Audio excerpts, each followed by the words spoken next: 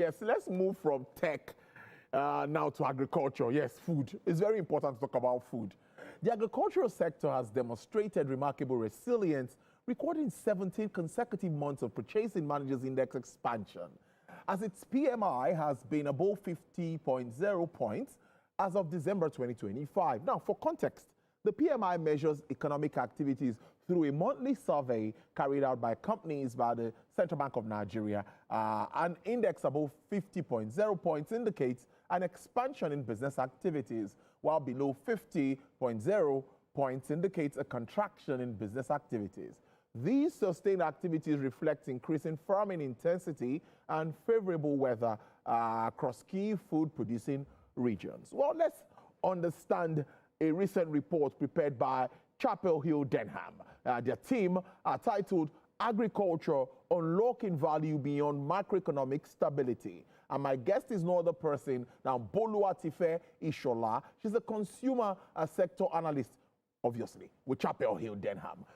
Boluwatife, it's good to see you. Thank you so much. Good to see you too, sir. Thank you. Our first chat was virtual. Yes. This is live. Really nice to see you. Thanks for coming. Nice to see you too, sir. Thank you for having me. Why agriculture? Let me start. Why now? And why is the topic of interest? Why are we driving renewed focus on that sector? I thought we were doing pretty better than we used to do. Yes. So I'll say that agriculture is experiencing a shift, and the data backs it up. Like you mentioned, you saw in the report, the sector has recorded 17 consecutive months of PMI expansion, and this means there has been sustained activity in output, in farming intensity, as well as in business activity. We have not seen this kind of momentum in years, and we've seen the impact of this in inflation, right? Last year, we saw recorded food deflation in September, in October, as well as in December. We saw how lower food prices caused a decline in food inflation, as well as headline inflation. We saw agriculture sector acting as a macroeconomic stabilizer. But that's not all. In Q3 2025, we saw agriculture sector contribute about 30% to the GDP growth, and this is one of the highest contributions it has had in recent years. So when we look at all of these numbers, it's telling us that we need to pay a closer look at this sector. But despite good harvests, farmers are complaining. We saw a bumper harvest in 2025, yet some farmers are unhappy. We see some states where they are commending their government now doing better, but we still get those complaints from there. And pricing, we should talk about pricing moving forward. Okay, so I think one thing is clear. Yes, there was production growth. Yeah. We saw that in rice, we saw it in maize, we saw it in cassava as well. And what happened was that because of inadequate storage facilities, these farmers had to release all of the harvest to the market at the same time. Law of supply and demand caused a crash in price. We saw a staple like beans, the price reduction was about 39% year on year as at October 2025. And while this is good for the masses, we saw production costs for these farmers go in the opposite direction. It went high, it went really high. Fertilizers were as high as, saw like a 10 to 20% increase in prices.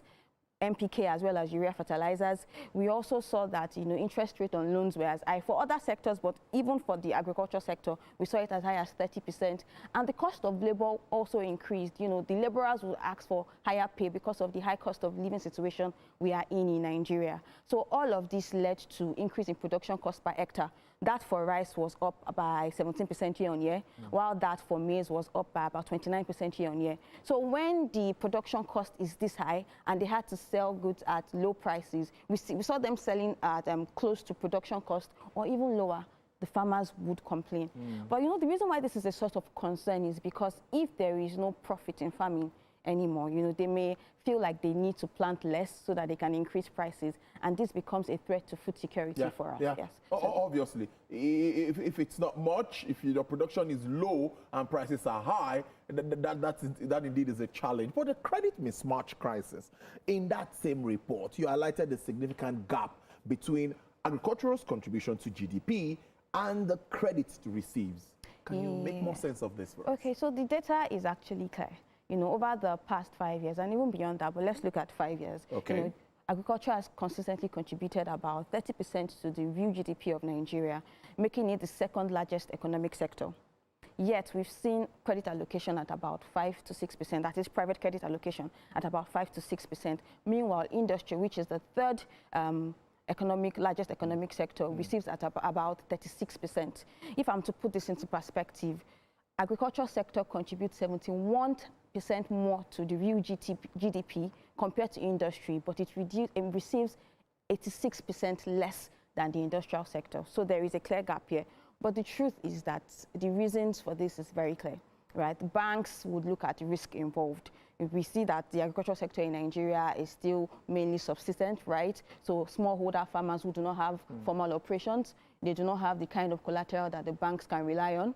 We see that the cash crop cycle, doesn't match the normal loan standards.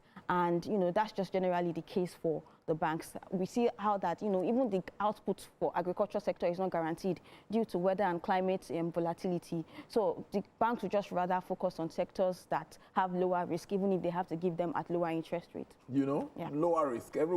No one wants to manage big risk at this time at all. Absolutely, they are still businesses. But renewed government interventions now, what are the key initiatives or some that we can highlight?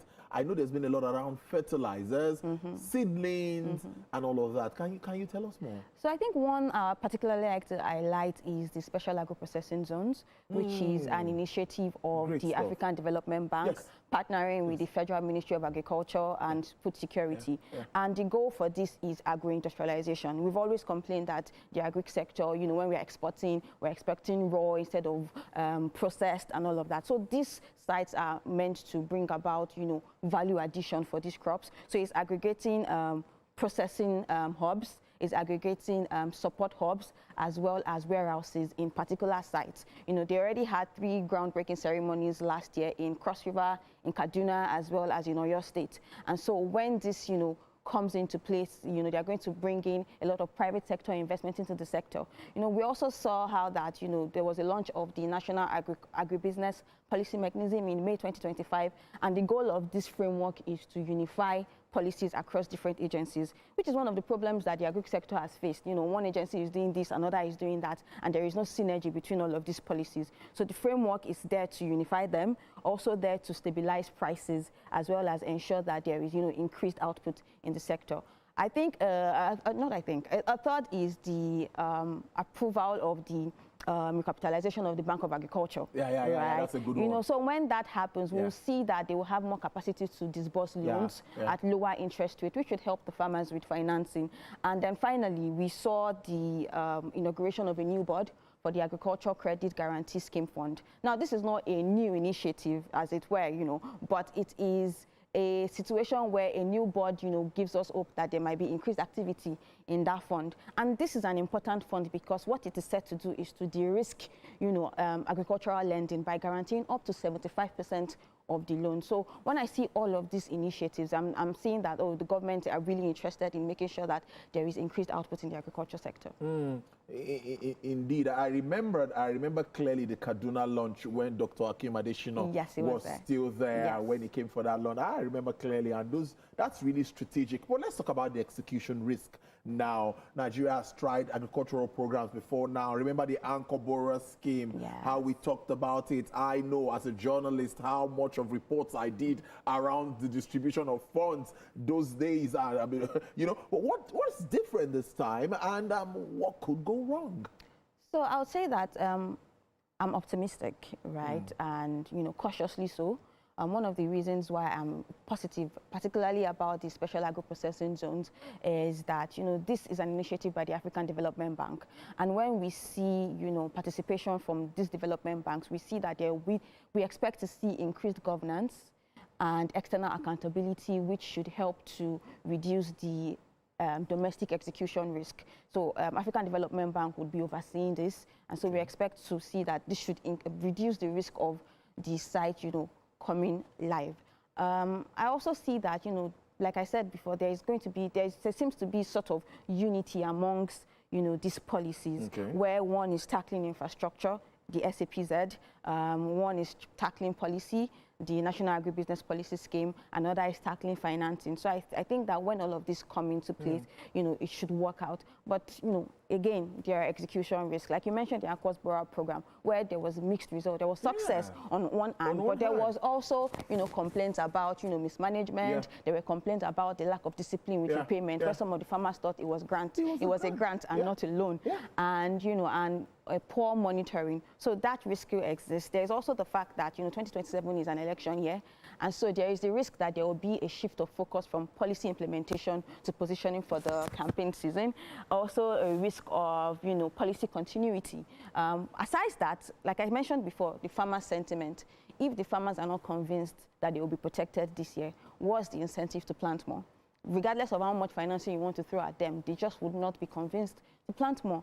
And then climate and weather changes, you know, that is something that is out of our control as human beings, right? But what we can do is to ensure that we are adapting to what naira to maize farmers using Nova Bank as the disbursing bank, right? They are disbursing 1.5 billion naira to 1,500 farmers in Kaduna for the cultivation of maize. Now, the critical part of this first is the agribusiness.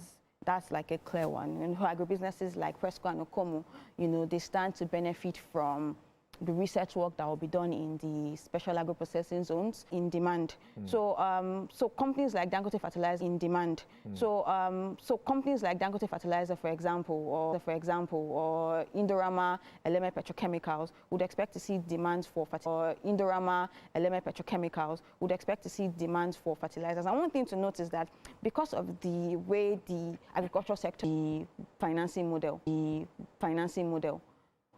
let's see the result of that. You know, let's see if we can replicate it across board. And let's see the result of that. You know, let's see if we can replicate it across board.